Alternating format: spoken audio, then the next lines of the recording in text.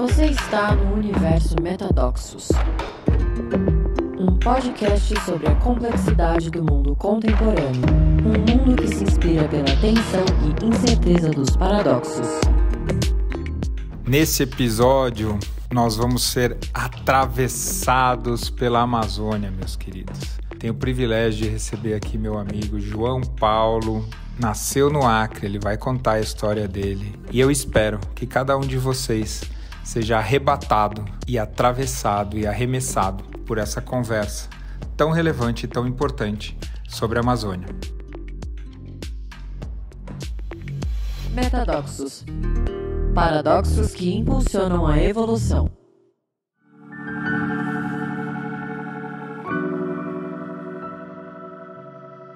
Bem-vindo, João Paulo, JP, meu querido. João Paulo, já nos conhecemos há alguns anos, é uma das pessoas mais encantadoras e deliciosas de estar perto.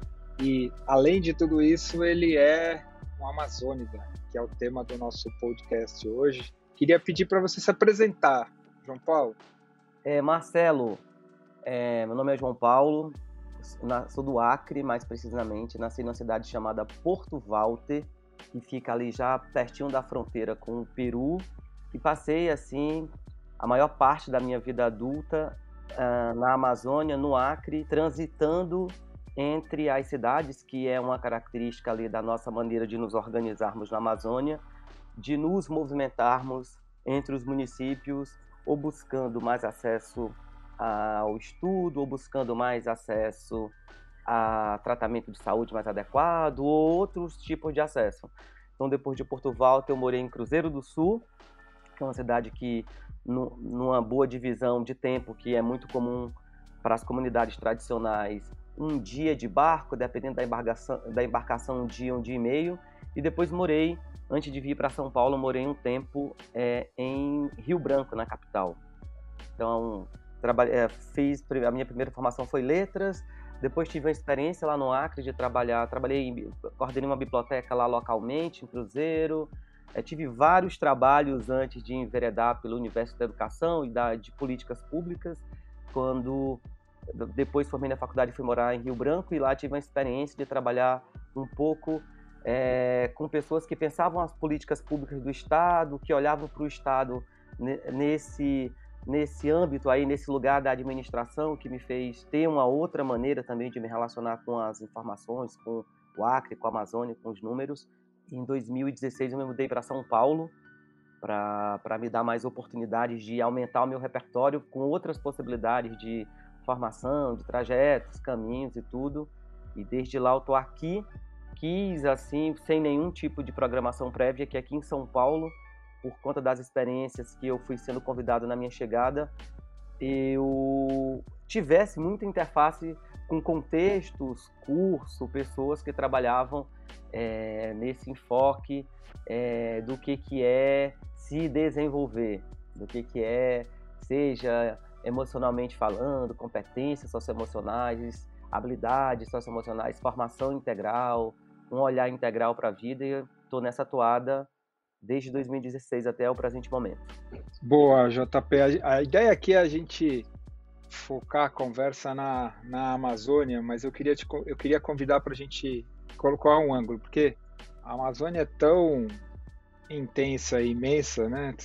Só para a gente colocar em contexto, quando a gente fala de Amazônia, a gente está falando Amazônia, que ocupa 9 países, que é bem maior do que a Europa, que tem na Amazônia americana são mais de quase 50 milhões de pessoas, na Amazônia brasileira são 27 milhões de pessoas, em mais de 20 biomas diferentes, e hoje em dia eu queria pegar este pedaço, que é a experiência humana na Amazônia. É interessante que as evidências recentes, né, todo mundo falando que a Amazônia é uma floresta primária, é intocada pelo homem, mas hoje em dia está claro que a Amazônia vem sendo a Amazônia e o homem, e a Amazônia não seria a Amazônia que é sem ter tido o homem há milhares de anos atrás. Tem um documentário bem interessante na National Geographic mostrando a influência do homem na Amazônia e aí há mais de 30 mil anos atrás. E aí eu queria te fazer primeira reflexão, da tua experiência. Óbvio que dessa grandeza da Amazônia você viveu num pedaço muito especial que é o Acre, né? Vindo de uma população ribeirinha ali de onde você nasceu. Como é que é essa experiência de nascer nesse lugar? Porque eu fui para a Amazônia muitas vezes quando estive na Natura e me senti arremessado em uma realidade. Não é que você vai para a Amazônia te atravessa e entra em cada átomo da sua célula. Marcelo, nasci lá, numa família de 14 irmãos, e nasci em casa, né?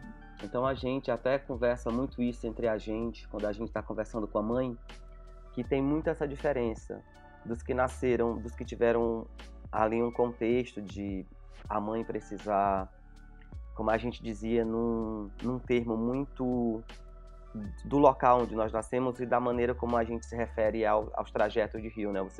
Ou você desce ou você sobe, né? Tem que baixar, tem que descer o rio. Então a mãe tinha que descer o rio quando a gravidez se mostrava mais de risco ali. Você vê uma cidade que não tinha, né?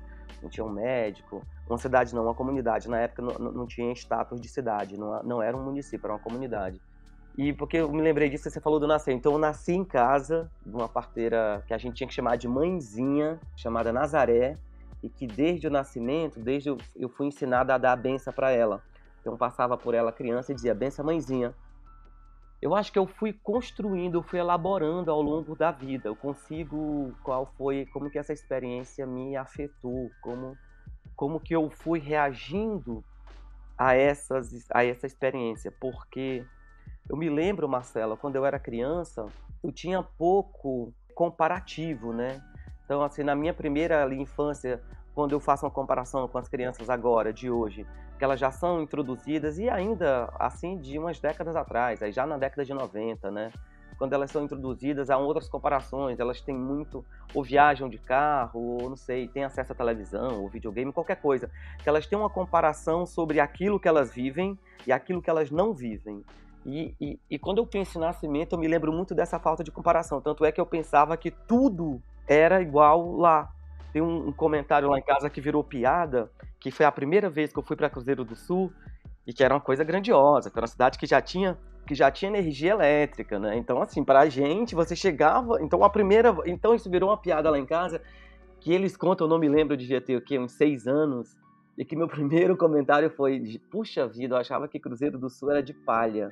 Porque todas as casas que a gente andava, a avó, era de palha e de paxiúba. Então, quando eu fui para Cruzeiro, o meu susto nossa, não é igual a Porto Walter. Então, como eu tive pouco comparativo, e quando a gente passeava de barco, era para ir para lugares mais isolados, por exemplo, Acimas, Vitória, o Belo Horizonte, que são comunidades acima de Porto Walter, e que no sentido, quando você sobe o rio, é sempre no sentido mais interior, quando você desce no sentido mais de ir para a cidade, pelo menos na formulação que nós fazíamos na infância.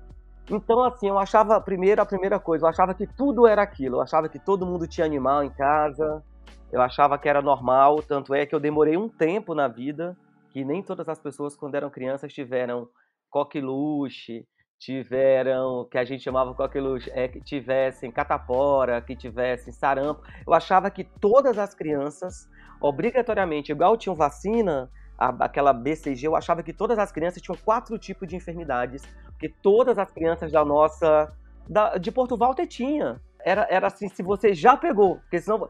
Então, eu acho que a minha primeira coisa, Marcelo, e que eu fico pensando sobre isso até hoje, de quais são essas lentes que eu utilizo para olhar o mundo ou para olhar para as outras realidades, mas quando eu me lembro, eu achava que aquela parte que eu vivia representava o todo do mundo. Eu não sei se todo mundo tem essa sensação da infância, dos primeiros anos.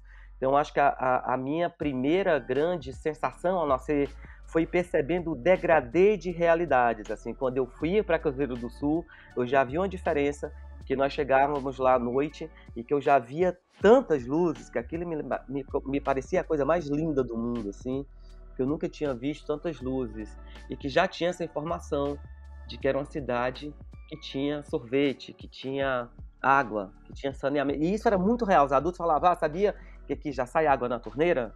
Ou então, sabia que aqui tem energia 24 horas? Então, eu acho que essa minha experiência era de ir mergulhando nessa Amazônia, que eu ouvia muito quando eu era criança, e a minha família não gosta quando eu falo isso, tá? Parte da minha família, mas eu vou falar aqui.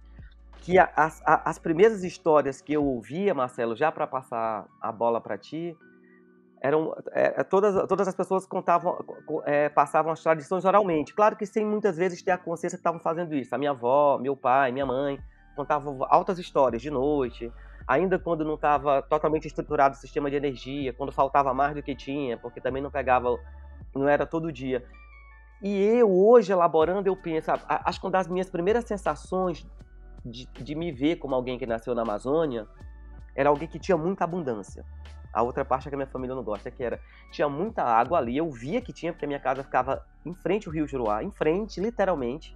Eu acompanhava o secar e encher dos rios pelos paus que eu passando no rio, né, os balseiros e tudo.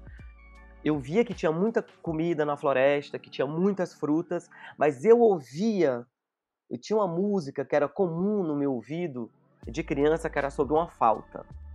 Uma falta de um remédio mais certeiro, uma falta de um médico para ver uma pessoa que estava ali convalescendo há muito tempo, uma falta disso, uma falta daquilo, uma falta de um sapato adequado. Então, eu acho que vou sustentar aqui essa dualidade para a gente avançar no sentido de sair dela.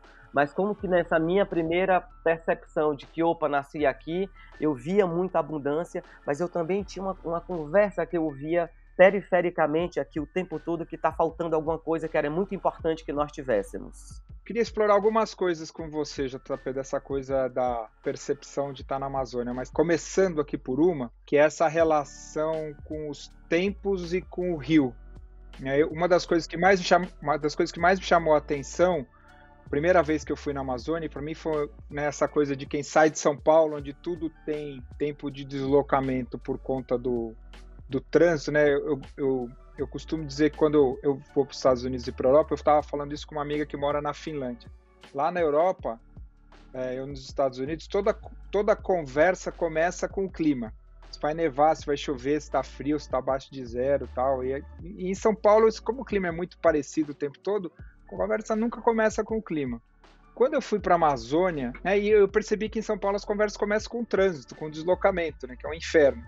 Quando eu fui para a Amazônia, eu me dei conta da relação com o tempo que tinha a ver com o rio, que era, qualquer coisa é tantos dias de rio, né? Você sente presente em você a sua relação com o tempo e a sua relação com o rio? Primeiro que eu adorei esse recorte que tu fez, assim. A gente conta o tempo pelo rio, né? Então, assim, é uma das medidas mais... Se você me pergunta quantos quilômetros é de Porto Walter para Marechal Thaumaturgo, que é o município hoje que é acima, ou para Cruzeiro do Sul, para o município que a gente considera abaixo, eu não vou te responder com exatidão quantos quilômetros, mas eu vou te dizer em quanto tempo no rio eu consigo chegar nesses dois pontos aí. Então, e tem umas coisas muito legais com isso, com o desmatamento, inclusive quando antes meu avô dizia assim, olha, a gente vai entrar agora no Viseu, que era um trecho para poder chegar em Cruzeiro. Eu vou já voltar para a pergunta inicial. E ele dizia assim, a gente vai demorar umas 2 horas para fazer essa volta, porque tinha menos ação do homem diretamente, as casas estavam construídas na época menos próximos à margem do rio, então você tinha menos perda ali, não tinha... E aí quando os barrancos começaram a quebrar, né, mais casas, com a ação do homem, mais gente chegando perto, então demorou um número de voltas, então as pessoas tiveram que readequar o tempo, porque o tanto de voltas para dar... o tempo para fazer aquelas voltas no rio tinha diminuído. Então, o tempo e o rio... Está aí o Guimarães Rosa com a terceira margem do rio para mostrar que são medidas assim muito maravilhosas. Olha, eu confesso para ti que até hoje eu tenho esse traço, Marcelo. Eu tenho esse traço de me relacionar com o tempo de um jeito mais demorado, assim. Eu reconheço a ansiedade da minha geração, reconheço a ansiedade do espírito da época que eu também vivo, mas eu vejo esse tempo, assim, essa coisa do... Até em São Paulo, né? Quando alguém me fala, vamos em tal lugar. E tem uma coisa que aqui em São Paulo eu estranho desde quando eu cheguei, Marcelo, que é no primeiro contato das pessoas, as pessoas são introduzidas. Prazer, meu nome é João Paulo, e a pessoa fala, o meu nome é Ricardo. A primeira pergunta que a pessoa me fala é, onde é que você mora? Eu demorei tanto para poder entender isso, porque eu falo, é tão invasivo isso, Ninguém te pergunta onde é que tu mora, do nada, assim, a pessoa pergunta, onde é que tu mora? E aí um dia, eu com mais aqui ambientado, perguntei para um amigo meu, por que todo mundo quer saber onde é que eu moro? Aí ele disse, porque essa, João Paulo, é uma pergunta muito feita socialmente aqui em São Paulo, porque as pessoas já mensuram a distância, supostamente, onde é que você está localizado, o tempo que é para que você esteja ali ou não. E eu falei, cara, isso é muito louco, porque assim, eu não venho de um ambiente onde a primeira pergunta é tu mora onde? Porque eu acho essa uma pergunta que às vezes nem sai na primeira noite que tu encontra a pessoa. Mas aqui é de regra, as pessoas na primeira vez que te encontram, amigos, perguntar assim, onde é que você mora? Então eu vejo aqui, quando alguém me fala de uma distância, eu sempre acho que não é tão grande uma distância. É 1h30 de carro para chegar, 2 horas. Eu falo, gente, na boa. Então eu acho que esse tempo da Amazônia, esse tempo das coisas, dos meus pais precisarem em Cruzeiro do Sul fazer exame, comprar alguma coisa que não vendia em Porto Walter, e de a gente sempre olhar para o horizonte do rio, porque o barco despontaria ali, e você, como não tinha um contato direto, você na época, quando eu era criança, não tinha ainda o primeiro telefone de Porto Walter, então a comunicação era a fonia. Então, às vezes, era possível passar pela fonia. Depois chegou um primeiro telefone, que era um telefone como se fosse público, que você tinha que pagar. O que é fonia, João Paulo? A fonia é um... Não sei nem como é. Gente, como é que eu vou dizer o nome que as pessoas... A fonia é uma comunicação, que eu acho que de rádio, que você lá se fala com alguém de Cruzeiro do Sul lá, dizendo, com aqueles códigos, alguma coisa muito importante. Então, assim, se aquela embarcação já saiu... Sim. Se aquela pessoa que foi internada no hospital recebeu alta ou se evoluiu, ou então as coisas eram recebidas de forma muito aleatória pelo rádio. Mas por que eu quero voltar do tempo? Então o tempo, como a gente não tinha essa questão rápida, assim, não tinha ainda o telefone físico em casa, então a nossa noção de tempo não era definida, sobretudo pela definição que o telefone faz de tempo, né? Porque traz um sentimento de urgência, porque tudo pode ser resolvido muito rápido, então você tinha outras noções de tempo. Então, por exemplo, no dia que meu pai estava passando muito mal, e que 3 dias depois ele viria a falecer, então, assim, o tempo que ele levou, tiveram que, vai demorar 1 noite viajando de barco para chegar em Cruzeiro, para poder chegar no hospital, vamos ver qual é o arranjo possível. Então a gente já entendia que o tempo das coisas ali não era esse tempo rápido, não era o tempo do carro te leva, que já existia o carro em Cruzeiro do Sul. Então eu acho que até hoje existe uma espécie de descompasso dentro de mim, eu consigo perceber ele nesse tempo que eu fui alfabetizado, desse tempo demorado, mas da urgência que me foi colonizada de uma certa maneira, né? De que tempo é dinheiro, tempo é urge, o tempo é para ontem, até pelas minhas experiências, seja trabalhando com política, seja vindo para São Paulo, estrutura e lugares que acreditam que o tempo está sempre contra você, né? Que você precisa vencer o tempo. Então, eu acho que dentro de mim ainda existe esse descompasso do tempo, desses tempos demorados que eu ficava olhando sempre para o horizonte do rio para ver quando é que meus pais iam chegar. Desse lugar do tempo. Então, quanto tempo falta para a avó vir nos visitar? E a mãe dizia, faltam 2 semanas, 3 semanas, ou então no inverno. Ou então, quanto tempo faz, que isso era uma pergunta muito, quando começou a chegar energia, quando demorava, passava 30 dias sem energia elétrica, e nós já tínhamos nos acostumado a energia das 4 da tarde, 16 horas até a meia-noite, então ficava 30 dias sem essa energia. Eu dizia, quanto tempo vai demorar? Então a gente tinha um tempo mais longo, não tinha nada, era para rápido, nada acontecia, a minha sensação na hora que supostamente alguma pessoa queria. Então o rio era uma forma de balizar a vida mesmo. Assim, a maneira que a gente viajava, pegando aqui de um jeito mais prático, era a maneira que a gente viajava, né? Até hoje não tem uma estrada principal que liga em Porto Walter com outro município. A maneira onde a gente tomava banho e tirava água, porque você tinha as cacimbas, mas tomava banho ali no rio, lavava, transcorria. A maneira como você como eu disse no início, media tempo de distanciamento, chegava a lugares, matava a saudade de pessoas, né, assim.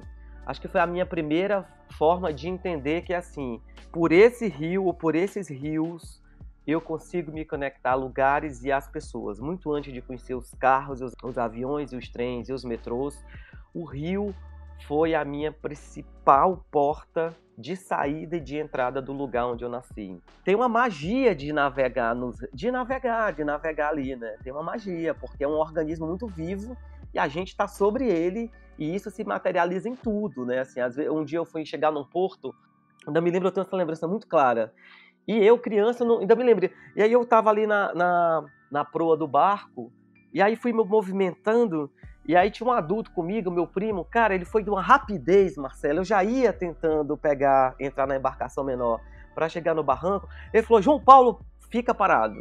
E aí quando eu vi, ele deu um salto, que a gente chamaria lá de pinote, cara, ele cortou uma cobra imensa, Marcelo, que eu nem vi, no meio, ele falou, cara, aquela cobra tava deslizando ali bem lentamente, tu ia dar um pulo ali. Eu falei, e eu, criança, né, devia ter o quê, uns 9, 10 anos, nem tinha visto cobra nem nada. Então, assim, então tem esse organismo vivo. Isso eu me lembro que era ao nós chegarmos num porto específico ali, ao ter que atracar ali a embarcação dessa cobra, que era uma cobra maior ali, que estava ali, que ele teve muita rapidez e sagacidade, porque já tem esse olhar de quem vai atracar, que é, pô, não atraca de qualquer jeito, não é igual parar um carro e todo mundo sai. Você sabe que é legal isso que você está falando, porque eu estou vivendo na pandemia aqui em São Francisco Xavier, e eu nasci em São Paulo, né, na cidade. Primeira vez na vida que eu comecei a me sentir de verdade em relação com os fluxos da natureza, porque é mudança de lua, as mudanças de estação, de vegetação, de pássaro, isso vai te atravessando todos os dias, né? E aí é legal o que você está falando, que vira um organismo vivo, você, o barco, o rio. E eu estava lembrando quando estava na Natura, a Natura, uma das primeiras comunidades que a Natura desenvolveu é lá no Iratapuru, que é no Amapá, perto do Jari. E eu visitei essa comunidade. Então você chega em Macapá e você vai de carro até o Jari, aí você anda 2 horas de barco até o Iratapuru, que ali tem uma comunidade. Só que os caras não coletam castanha ali, né? Tem a época de coletar castanha, eles sobem o rio 3 dias e aí levam a família, JP, leva esposa, filho, eles ficam acampados coletando castanha, correndo o risco de cair na cabeça deles a pinha inteira lá da castanha, né? Que, pô, aquilo lá mata uma pessoa fácil. E aí eles coletam castanha, ficam 3 meses coletando castanha. Aí eles descem o rio, que é um rio de corredeira, e para mim é isso que você está falando agora, correndo o risco do barco virar e perder tudo que eles fizeram nos últimos 3 meses. E algumas vezes eles já têm a castanha prometida para atravessador, que eles já receberam o dinheiro meses antes. Então essa é uma realidade, talvez voltando aqui já para conectando com outra coisa que eu queria que você falasse da história do rio, que é essa história da abundância e da escassez, né? A primeira vez que eu fui na Amazônia, eu fui em comunidade de Benevides, ali perto de Belém, e para mim essa foi uma das imagens mais tristes que eu vi. Porque para mim tinha o rio, a Amazônia, aquela beleza toda, aquele calor infernal, e a pessoa dentro de uma casa, né, de madeira, assistindo Faustão num domingo à tarde. Todo mundo enfiado dentro da casa assistindo Faustão, que para mim passa um pouco essa história que você trouxe da ideia da abundância e da escassez e do quanto da influência cultural.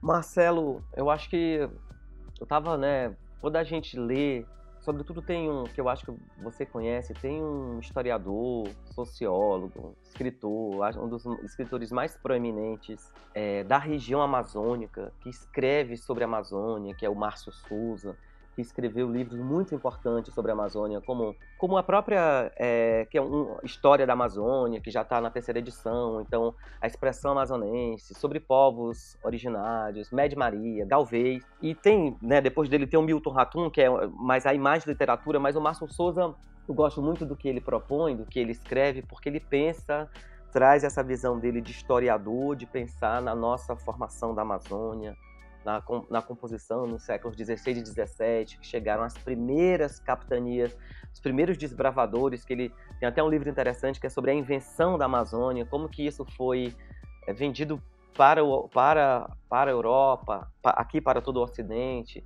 Isso influenciou muitos escritores, Júlio Verne, que escreveram imaginando a Amazônia sem nunca ter estado lá, mas muito a partir desses relatos de viagem.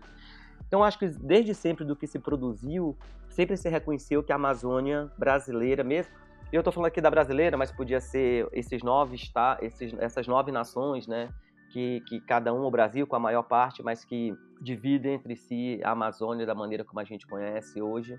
mas sempre foi um lugar de muita abundância. Períodos históricos de muita abundância, inclusive financeira, concreta, civilizações muito organizadas, muito estruturadas, antes de muitas confusões do Império, do avanço do Império Espanhol, do Império Português. Mas todo mundo concorda que é um lugar de muita, muita, muita abundância. Abundância de tudo, né? Assim, muita floresta, muita água. Assim, quando a gente vê a produção da Amazônia, daquele pedaço de terra por dia, de água, de tudo que produz, é um lugar de muitas variedades de animais, né? Um solo muito fértil. E eu fico elaborando isso hoje adulto, né? Porque às vezes eu fico percebendo, Marcelo, um dia uma colega até me provocou e ela disse assim: mas, João Paulo, você não tem como contar a tua história pelo um lado só de tudo que deu muito certo. Assim. Claro que a gente sabe que isso é muito relativo, então, da potência, da luz e tudo. Eu falo, sim, poderia. Acho que qualquer pessoa poderia, mas eu também não estaria honrando todos os meus ancestrais, todas as pessoas que tiveram antes de mim, que estiveram ali e que passaram por situações muito difíceis, ao mesmo tempo de estarem morando, vivendo num lugar de muita abundância, mas muitas vezes completamente alienados de uma condição de dignidade humana, entregue à sua própria sorte. E como isso também permeia esse imaginário que vai se criando em alguns, seja uma visão de quem é de lá, Marcelo, mas eu acho que também muito presente numa visão de quem vai, que eu acho que talvez essa seja uma das principais observações, que muitas vezes quem vai, o Márcio Souza usa até uma expressão que eu gosto, que ele diz, de interesses ou pessoas alienígenas à Amazônia, que olham muito para a escassez, assim, nossa, não tem isso, não tem infraestrutura, na época que deu a maior confusão política, porque acho que foi há uns 15 anos, ainda me lembro, que alguns municípios da Amazônia ficaram com o menor IDH do Brasil, e saiu uma matéria em vários jornais do Brasil, saiu no Fantástico. Eu me lembro que isso virou uma briga política, porque o jornalista, eu me lembro bem, dizia assim, numa cidade como Jordão, uma criança nunca não sabe o que é maçã. Era uma fruta assim, eu nunca comi uma maçã.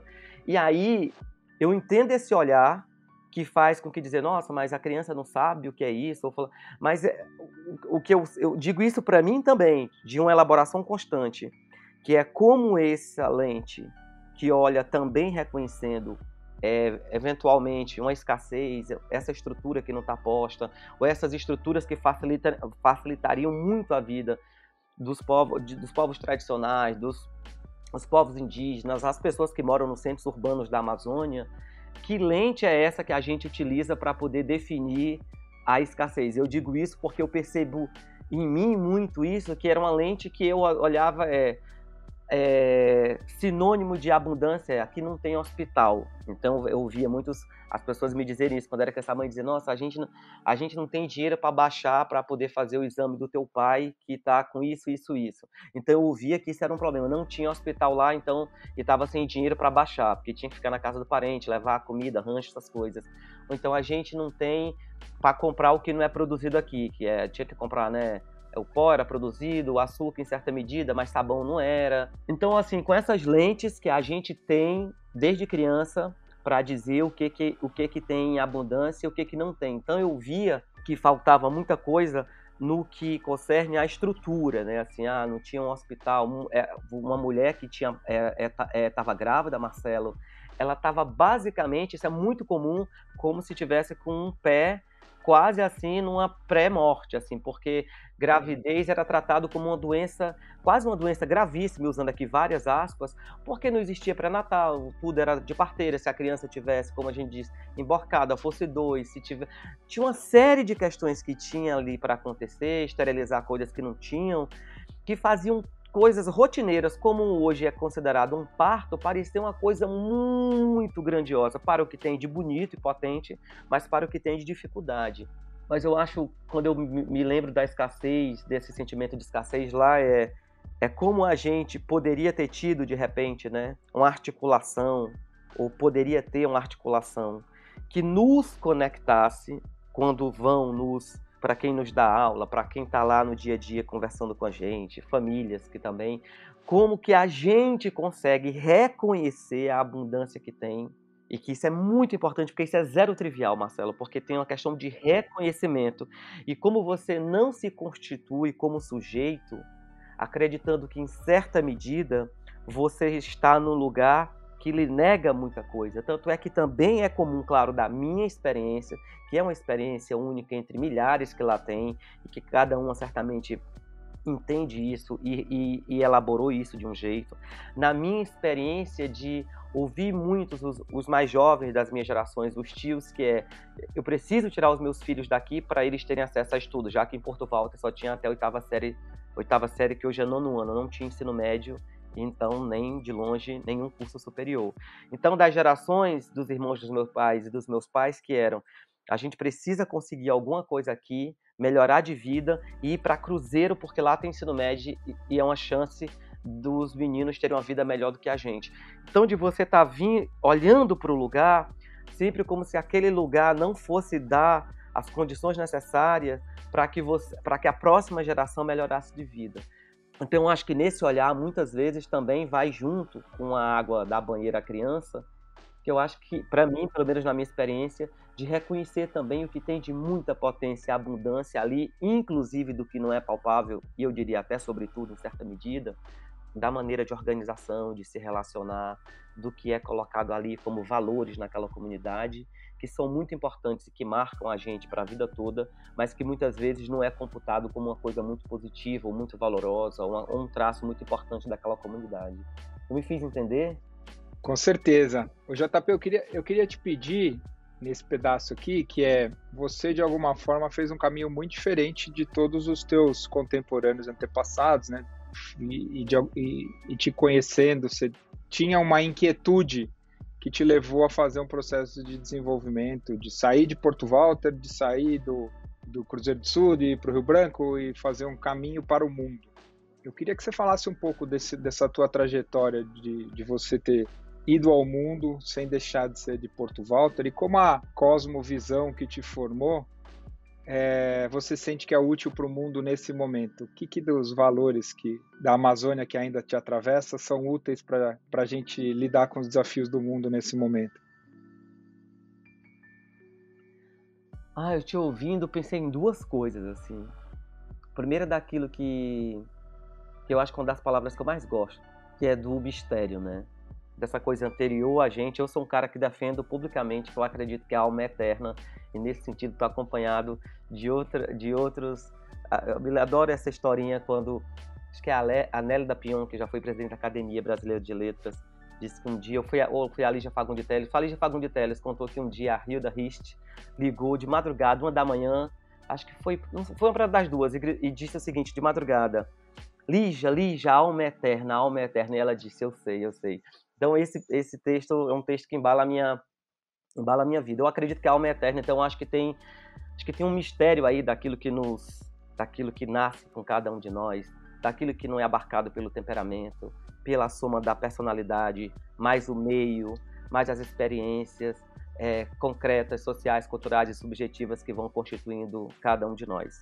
Acho que tem um mistério. Então, eu digo isso por conta que tinha uma inquietude em mim desde cedo e é muito presente, que eu não consigo localizar ela racionalmente, dizer de onde é que ela vem. De várias visões, eu poderia estar aí honrando um tanto da minha ancestralidade, ou das histórias que eu via da minha mãe, do meu pai, de como se locomover naquele contexto era sinal de melhoria. Assim, se locomover, eles já tinham tentado ir para muitos lugares, para cima, para baixo, ir para o Riozinho, ir para um lugar chamado lá Rio Branco, que era um lugar muito isolado, ou Rio de Janeiro, que era um lugar mais isolado ainda, mas como se locomover lá era sinônimo de você, de alguma maneira, se você chega mais perto dos grandes centros, no caso, ali para a nossa realidade cruzeira, você estaria se desenvolvendo, você estaria melhorando de vida. Então, sempre teve uma inquietude que eu reconheço, e quando eu converso com a minha mãe, meus irmãos, eu sou família de 14 irmãos, né? Converso com eles, tinha uma inquietude, mas eu acho que teve pontos importantes. Eu poderia te dizer que é ainda nessa questão da inquietude desse lugar de ir para o mundo, que eu acho que foi quando eu vi televisão pela primeira vez, assim, do que aquilo me mostrou, Marcelo, assim. Eu ia fazer quase 7 anos, eu me lembro que era uma tarde, a energia era das 16 até...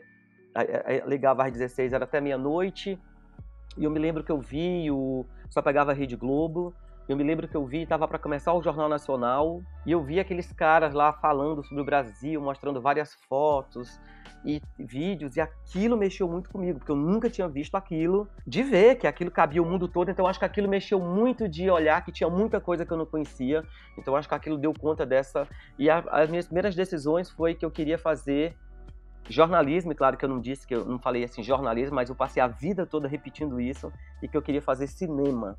E que essas duas coisas me fizeram muito olhar para o Acre, mas muito para fora do Acre.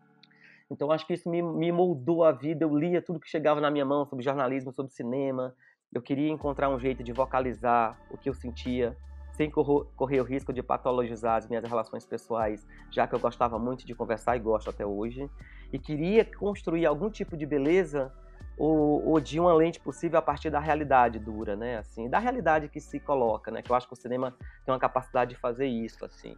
Então, acho que tem essas inquietações, eu acho que eu tive a sorte de nascer numa família de leitores, mesmo com pouca escolaridade, eu quero já chegar na cosmovisão.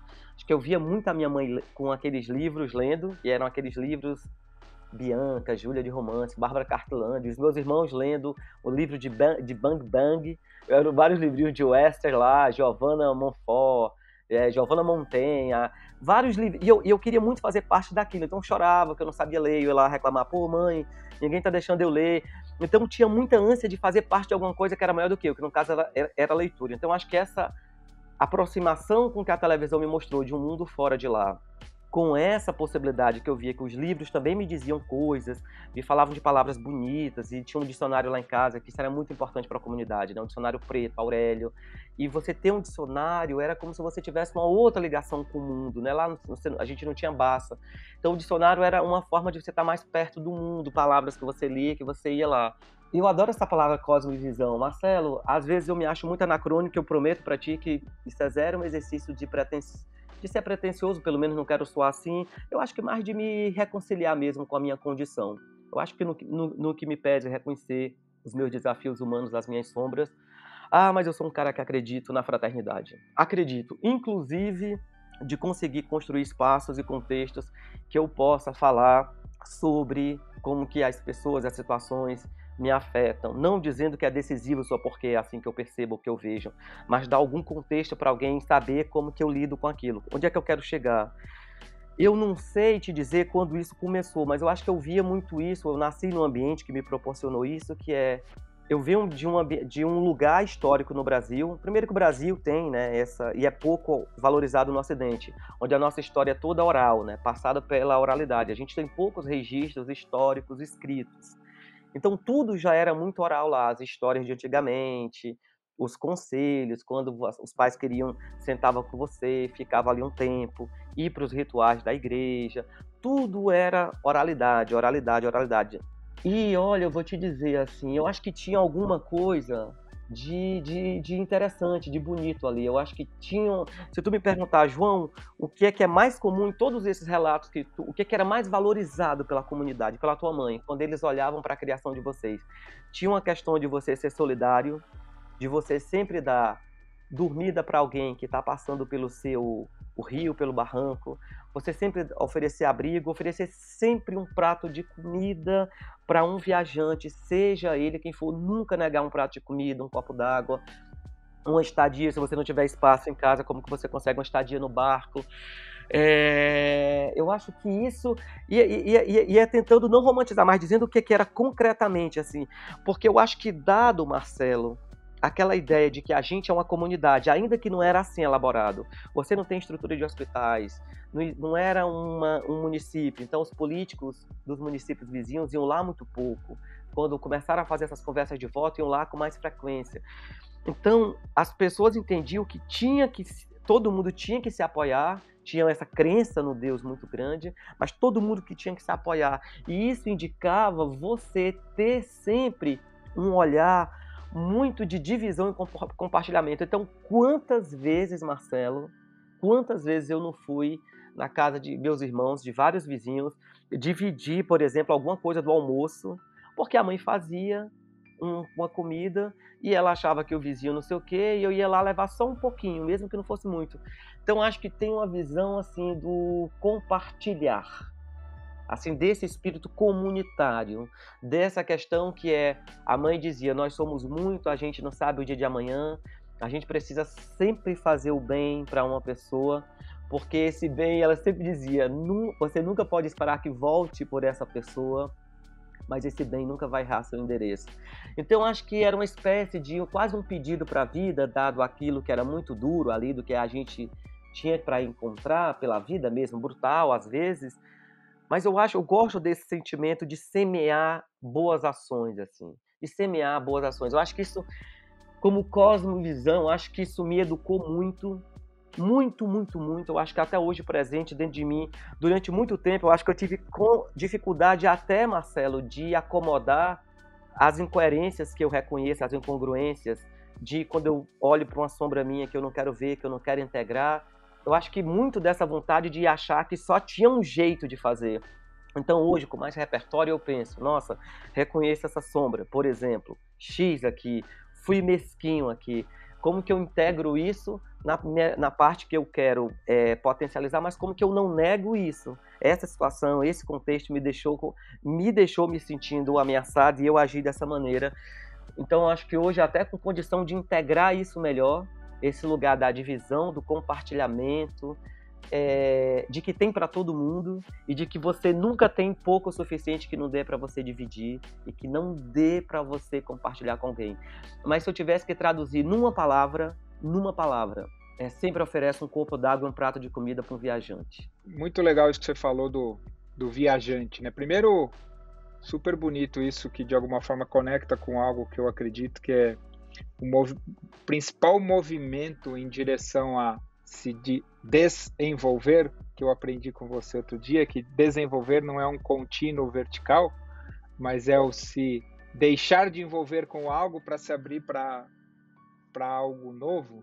E é muito legal porque a psicologia do desenvolvimento mostra que a gente fica mais maduro na medida que a gente se desconstrói. E o principal movimento para ser feito é o movimento de dar o que a gente mais quer receber. Eu adorei essa ética de mesmo que você não tenha, você oferece, né? que de alguma forma está presente na Amazônia. Talvez, e você deve enfrentar, né, quando você conta a sua história, e eu imagino que você sempre encontra mais gente que nunca foi à Amazônia do que gente que já foi à Amazônia. Quem é o viajante e quem é estrangeiro na Amazônia? Esses são dois termos muito caros para nós da Amazônia, assim, do viajante e do estrangeiro. Primeiro que, até falar o Brasil sempre foi, poderíamos falar de qualquer país, ou do como o mundo está organizado, sobre a dualidade. Mas, assim, para a Amazônia, para tudo que é do norte, tudo que não era lá a gente chamava de sul.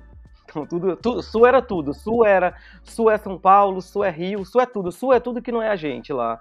Então você vê, hoje não, hoje em dia já existe mais uma distinção. Mas se você pega, por exemplo, a geração da minha mãe, quando queria falar, fui pro sul. O sul saiu de lá, pegou o trecho, foi-se embora, sabe? Saiu do norte, foi pro sul. Ou então quando alguém chegava lá, Marcelo, que esse era falando muito no plural, não é esse? Nossa, tinha muito o estrangeiro, porque eu quero começar cercando a pergunta para ir para o central dela. O estrangeiro, na minha infância, era muito uma pessoa que fazia muitos plurais de S. Então, eu me lembro que tinha uma brincadeira lá em Porto Valter, ele dizia, a pessoa foi para Cruzeiro do Sul e voltou falando cheio de S, voltou falando pães, voltou falando não sei como. Então, o estrangeiro... e que poderia ser por qualquer definição, não vou ficar aqui relativizando, porque eu quero falar desse ponto. Eu te conheço, você já foi acusado disso no Porto Valter, não foi não? Já fui acusado na fase adulta de estar falando com muito plural, numa volta que eu fiz para lá, mas aí aprendi também que para que tanto plural, para que tanto S, né? Tanta coisa você pode pedir sem... Eu sempre digo que nós temos um problema, lá, a minha infância, tinha uma questão do S, o estrangeiro era marcado do S, mas tem coisas mais sérias. Os meus irmãos mais velhos, Marcelo, eles têm muitas lembranças de que passavam na infância deles, sobretudo os três mais velhos, muita gente que não era de lá, né, que era ou era de outros centros do Brasil, ou muita gente que estava acompanhando, gente de outros centros que a gente chama os gringos, que davam bombons para eles trocarem por todo tipo de semente. Então passavam lá e diziam, vou passar aqui há um mês, daqui a uma semana, eles iam e voltavam, né? Então me dá muita semente, ou então pega calango para mim. A presença do estrangeiro, eu acho que a gente fica muito preso em alguns olhares, né? Que é assim, vou falar do Brasil, mas poderia ser fora do Brasil. Ou a pessoa que foi ou não foi na Amazônia tem uma visão muito exótica da Amazônia, com muito exotismo, Ai, a Amazônia, as pessoas que são de lá, né, vivem uma vida, então todo mundo com vários animais, macaco, onça dentro de casa, que vão para um lugar de muito exotismo, assim, de quase tirar mesmo, assim, a experiência como sujeito daquelas pessoas, como sujeito dessa experiência amazônica, que pensam, refletem, estão ali há centenas de milhares de anos, ancestralmente, lidando com a região, com muitos desafios, e que estão lá vivendo como sujeitos protagonistas das suas histórias e dos seus percursos. Então tem esse exotismo que marca que ele é diferente de nós. Tem uma outra visão, que eu ainda estou aqui olhando da lente do estrangeiro, que flerta com esse do exotismo, que é o lugar do exotismo / misticismo. Ai, tudo é misticismo, de novo, tirando completamente. Eu já vi, se você fala assim, eu preciso de uma medicação. A pessoa, não, mas vocês, gente, vocês sabem de todos os chás ancestralmente. Assim, de uma visão completamente, quase como se também só tivesse esse enfoque, como isso não fosse também a nossa história. Essa questão do que nos é caro, como mito, como da nossa história, como da nossa fé, como das nossas lendas, daquilo que nos constitui, da magia e do mistério que nos constitui. E o outro é de uma visão completamente desassossegada e desassombrada. Vai lá, ouviu no jornal, fala, nossa, só tem assassinato por terra, é uma mortandade de líderes, é um lugar muito inóspito, falta tudo, não tem tudo.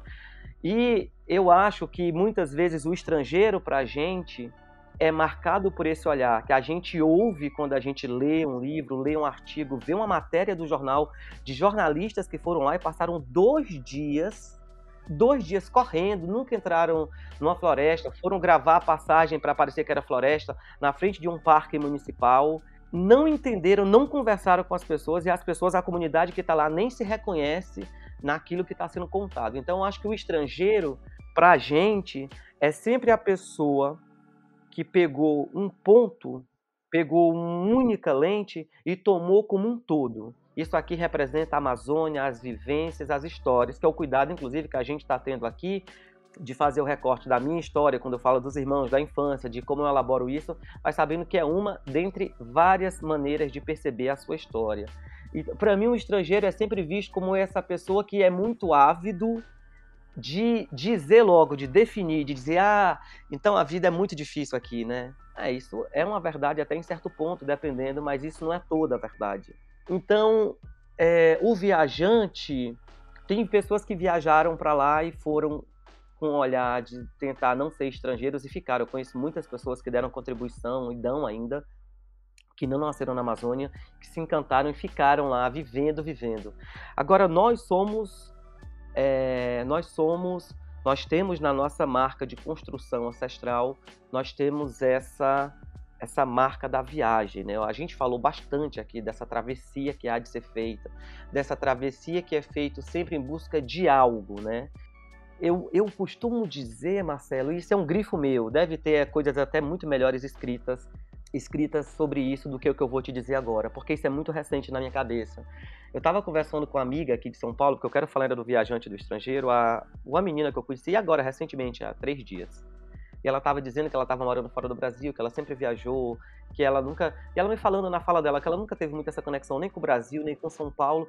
E eu fiquei ali reparando, ela me contando isso, ela falou, e vocês lá da Amazônia, do Acre? E enquanto eu ouvia ela, eu fui pensando como a gente lá tem essa questão do ser o viajante, porque precise buscar alguma melhoria, mas como a gente tem essa conexão muito grande com a sua terra. Porque a terra você vê lá, então você desde muito cedo entende assim, ó, esse aqui é o meu quintal, ali é o roçado onde eu vou plantar ali as coisas, então esse aqui é o quintal da minha família, a terra da minha família, que faz com que você precise viajar. Os mais velhos, que isso são a construção das minhas infâncias, passam o resto da vida reclamando como tinham mais terra e como tinham mais quintal, lá como era chamado Portugal, tem o Maitá, né? Lá no Maitá tinha mais terra, tinha mais espaço. Precisaram abrir mão daquele lugar para poder ir para a cidade e morar numa casa com quintal menor na cidade, que já pagava IPTU. Muito saudosos desse peixe que se pescava e não era comprado no mercado, das árvores que tinha nos seus quintais, que eram quintais com 4, 5, 6 terrenos. Então tem esse luto dessa terra que se perde em espaço à medida que você avança, à medida que você precisa viajar para buscar melhoria, ser um viajante na Amazônia para a sua família que é grande ou pequena, mas você quer acesso à escola, quer acesso a, não sei, a tratamento de saúde, você quer acesso a outras coisas, a inquietações que não eram postas nas gerações anteriores e que as gerações, que ninguém sabe dizer porquê, já nasceram com inquietações e dizendo, mas eu queria fazer isso, que é muitas vezes diferente de ser professor. Quando eu dizia que eu queria ser jornalista e cinema, não tinha um amparo na história da minha família de alguém que conhecesse alguém muito remotamente que já tivesse feito história e cinema. Jornalismo e cinema, perdão. Todo mundo era famoso, né? Ou era o cara da televisão, é um cara que aparece na rádio. Cinema nem se fala, então. Então você não constrói os seus quereres, muitas vezes, quando você diz aquilo é novo, aquilo causa um incômodo, ou porque você pode estar com um espírito ali, que destoa ali do grupo, porque você traz uma coisa que não dá para acomodar aquela demanda do que você quer ser. Mas só que para isso você precisa viajar. Só que para você viajar, você deixa um tanto para trás. Então eu fico vendo de quando a gente precisou sair de Porto Walter, viajar mesmo, uma viagem longa de barco, com tudo que nós tínhamos para cruzeiro, de como tinha essa lamentação da mãe, em certa medida, pelo que também a gente perde nessa viagem, assim. E eu acho que se eu fosse poder, para fechar um pouco essa fala do viajante e do estrangeiro que você trouxe, eu acho que a Amazônia tem um desafio nosso histórico de pensar, né, o Brasil, pensar a Amazônia. Eu adoro dizer isso, que a Elis Regina canta numa música que o Brasil não conhece o Brasil, que é como a gente olha para a Amazônia, para o norte, né, a região com a menor densidade demográfica, buscando ver, buscando perceber, olhando quais são as lentes que a gente está olhando mesmo. É essa lente do exotismo, ou como se só tivesse o viés do misticismo, não que seja um problema e nada mais, ou da terra arrasada que nada tem. Como você olha nessa complexidade e olha, eu sei que pode até parecer clichê eu estar dizendo isso, e olha para a potência de tudo que pode ser, e do tudo que é, e do tudo que pode vir a ser nessa composição complexa dessas várias Amazônias, sabe? Assim, que eu acho que é um pedido sobretudo da atualidade, né? Quando muitos moradores de lá dizem assim, Marcelo, quando eu vou em dezembro, quando a gente vê no jornal principal do país, a Amazônia está em chamas, e eles falam, meu Deus, eu fico chocado, porque eles falam, eu não consigo perceber isso, porque existe essa coisa como se a Amazônia fosse um bloco só, o todo. Ninguém localiza assim, olha, neste momento, este Estado brasileiro aumentou bastante o índice de... Não, assim, a Amazônia está em chamas, os crimes de ódio por terra na Amazônia, como se fosse um todo difuso, sem personalidade, sem distinção, sem histórias, que se constituíram há muitos anos, mas há muitos anos atrás, de pessoas que no início nem tinham nada a ver e que foram na época das divisões, das capitanias, que foram ali se juntando.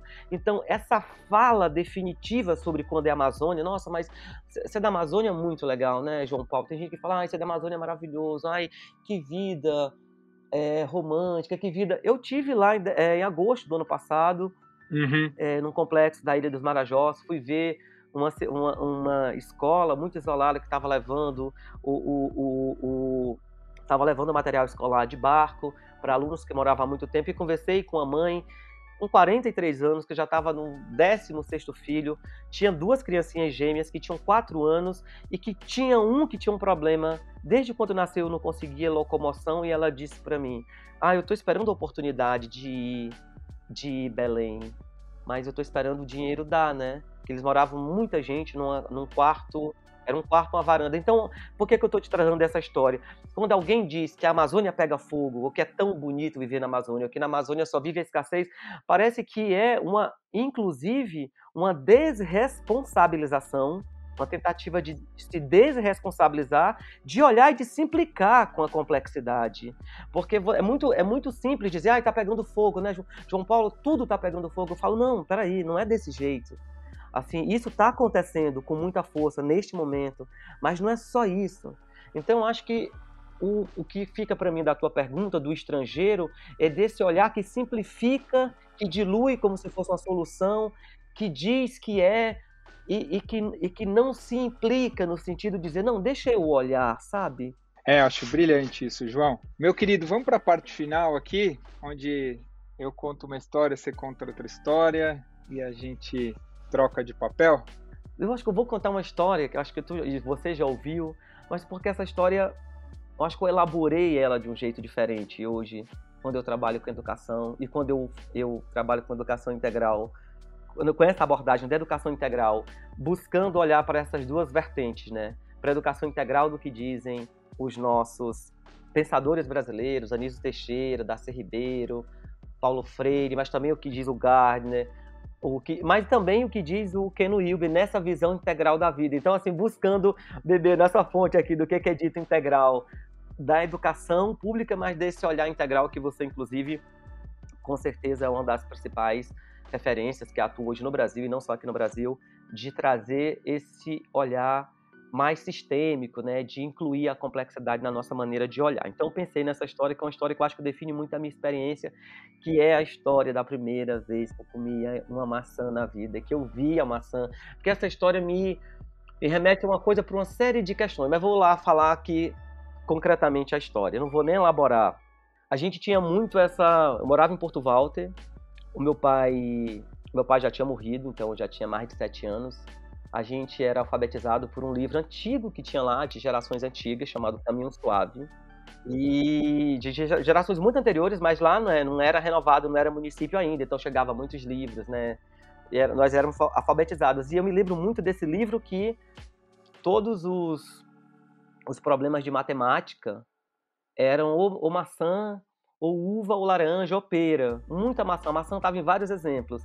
Tem tantas maçãs, foi comprar tantas maçãs. E dessas frutas todas nós tínhamos lá a laranja, né? O solo lá não permitia que nós tivéssemos, até hoje, uma plantação significativa de maçã, o clima, uva e pera. Então a maçã era essa fruta, já tinha televisão, então a gente já via um pouco na televisão maçã, ou num pedaço do filme, ou alguma coisa que passava. E aí remete à minha crítica, inclusive, tá? Que o pessoal, quando fui lá pro IDH, fui medir lá se a pessoa comia maçã. Como assim, gente? Agora, quer dizer, você medir a qualidade de vida porque eu não conheço a maçã? Mas tudo bem. A quantidade de fruta amazônica que tem, pelo amor de Deus. Então, por que não perguntou? Imagina se eu vou vir para São Paulo perguntar se o cara conhece, eu vou dizer, você conhece açaí, biribá, ingá, e vou achar que a pessoa tem menos importância porque não conhece, imagina.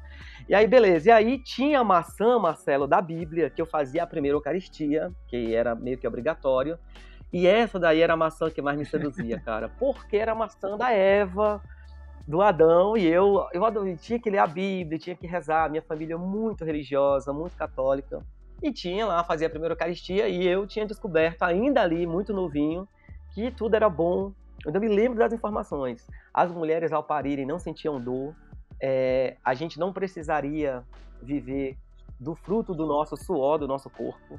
E tudo isso foi jogado por terra, porque a cobra ofereceu o fruto da árvore proibido, que na tradução de quem estava lá me ensinando, traduziu como maçã, e que a Eva supostamente teria oferecido essa maçã para o Adão. E aí, cara, na cabeça de uma criança, e de uma criança inquieta, né? Eu fui uma criança muito... eu queria provar de maçã, né? Porque primeiro que eu via já que a maçã existia, porque a maçã estava na Bíblia, a maçã estava no meu livro de continha de matemática, do M, tinha maçãzinha lá que começava com M, na hora de aprender a ler letra M. Então eu achava que ao mesmo tempo que era uma fruta muito especial, mas também tinha uma proximidade, mas ninguém tinha maçã, mas a gente tinha um desejo. E um dia, cara, eu ainda me lembro o nome do rapaz, e ele tava mordendo a maçã e ele ofereceu para minha irmã. E ele disse, Alciânia, quer uma maçã? E aí a gente tinha essa coisa, né? Não vai receber, não vai receber, porque chega em casa, a mãe pergunta, quem deu? Vou lá perguntar quem te deu isso. O maior medo dela era de a gente ficar com essa coisa de pegar, muita criança e tudo. Só que ela sabia que estava diante de algo que não era trivial. Era uma maçã, a maçã da Bíblia, a maçã do filme, a maçã do livro de matemática, de tudo. E você tá diante de uma coisa... E aí ela aceitou a maçã e chegou em casa, ela falou que tinha pego a maçã. Mãe. Eu ainda me lembro do dia, ainda me lembro da divisão, ainda me lembro, Marcelo. Eu me lembro do cheiro daquela maçã, cara. Me lembro do gosto da maçã. A gente dividiu para os irmãos que não estavam na hora. Quando eles voltaram, tinha oxidado. A gente não sabia o que era oxidar, claro. A gente não sabia que a maçã, depois de partida, ficava escura. E eu fiquei com várias teorias lá dizendo que, porque é uma fruta importante. Então, de dia ela fica o quê? De dia. De noite ela escurece. O pessoal diz, João Paulo, que conversa é essa? Eu dizia, uma fruta dessa, rapaz. Mas por que eu quis contar essa história? Que é uma história muito cara. Eu falo muito sobre ela com a minha irmã desse primeiro dia, porque hoje adulto, eu sei que eu não curto maçã hoje em dia, mas eu sei que eu comi a minha ideia de maçã. E Marcelo, teve um tempo eu falando essa história, conversando, eu acho que eu fiz uma reflexão que eu acho assim hoje na minha vida, né, como educador, como alguém que tenta buscar um modelo de pensamento, de pensar o meu tempo, pensar a minha condição de ser alguém da Amazônia, que mora em São Paulo, alguém que vai para lá 2 vezes por ano, que conversa semanalmente com quem mora lá, com minha família toda. Eu acho disso que a gente se constitui pelo que a gente deseja, sabe? Dessa constituição de cada um de nós na sua experiência como sujeito, de tudo aquilo que a gente vai se constituindo, que é eu quero isso, mas isso não tem. Eu fico muito pensando assim, claro que eu estou pegando um exemplo que pode ser considerado dramático, mas não é um exemplo de uma alimentação de primeira necessidade. Então não estou falando de uma alimentação que é sobre ter o que comer, não ter. Claro que nós tínhamos outras frutas lá, mas é claro que nós não tínhamos nenhuma narrativa criada sobre nenhuma das frutas lá, né? Então a gente tinha muito comumente a goiaba, a manga, a melancia, melão, tudo isso, ingá, biribá, mas essas frutas, elas eram dadas, elas estavam ali. Elas não tinham narrativas que as precediam, histórica, escrita, que nos diziam que elas eram especiais e que elas eram importantes e que por isso deveriam ser desejadas em alguma medida, já que existia tanta coisa sobre elas. O que eu fico pensando sobre isso, já para finalizar a minha participação na história, de como é a construção do nosso desejo, daquilo que a gente constrói aqui lá, eu quero a maçã porque eu vejo aqui, eu vejo nesse livro, eu vejo aqui da Bíblia.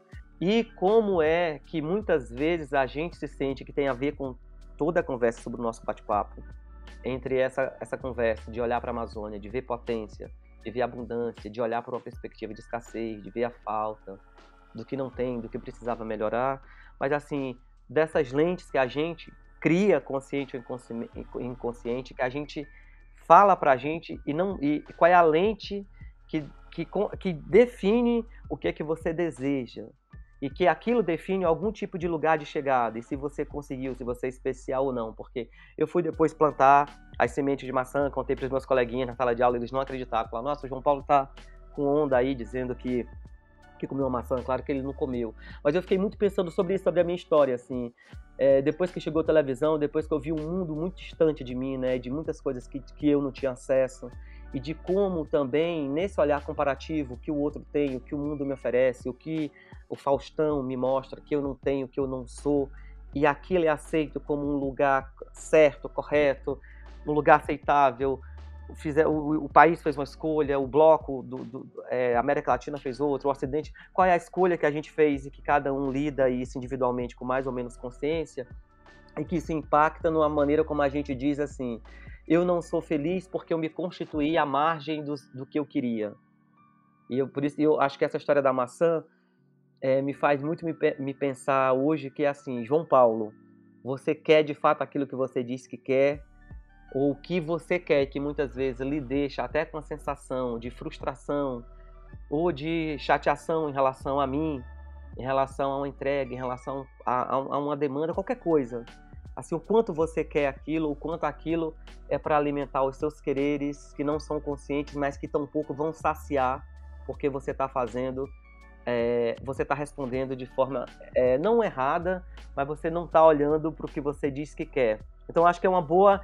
Isso me ajuda muito, essa história da maçã, para eu colocar em perspectiva a vida, das histórias que a gente conta pra gente, daquilo que supostamente a vida nega pra gente. E eu costumo dizer que todo mundo tem uma história da maçã, e eu gosto muito de tentar entender, nesses processos de educação e tudo, o que é a maçã para cada professor, o que é a maçã para cada indivíduo, o que você se constituiu em torno ali, em algum momento que você disse, eu tenho esse conhecimento, eu queria isso, isso não tem, isso é melhor do que a despeito de tudo isso aqui que eu tenho, porque o fato de eu não ter torna melhor. Assim, qual é a maçã que embala cada um de nós, assim, sabe? Nossa, eu acho muito legal essa tua história da maçã, e ela é tão simbólica, né? Porque, de alguma forma, a maçã simboliza essa queda do paraíso, o pecado original, nessa dimensão mais filosófica do Gênesis, que é a gente perder a inocência e aí começar a construir um caminho do ego. E é interessante para você, literalmente a maçã é um elemento de diferenciação que te tira desse espaço de uma vida que você não questionava que existia outra, e essa referência, né, aí por conta da educação e da pedagogia, o caminho suave, e a agressão que é, né, colocar o caminho suave numa realidade, num contexto como aquele, em completa oposição ao Paulo Freire, ao Anísio Teixeira, todos esses educadores, né? E te conhecendo, JP, para mim esse talvez seja o grande dilema da tua psique, assim, da tua alma, né?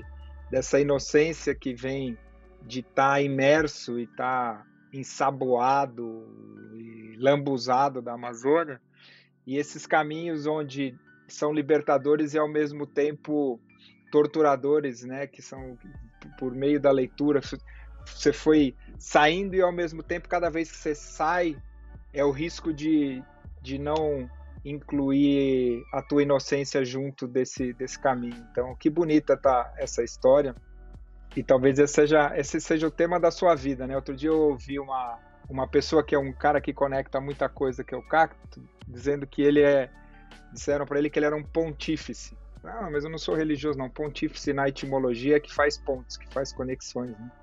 E talvez esse seja o seu grande desafio, né? De como você faz essa ponte, de trazer essa cosmovisão e ajudar a gente a olhar para o mundo com outro olhar e de um outro lugar, né? Não, e ainda digo mais, Marcelo, não é sobre não conseguir, eu sempre falo isso, cruzar as linhas, mas é sobre a decisão e sobre lidar com essas incongruências de quais são as linhas que não quero cruzar.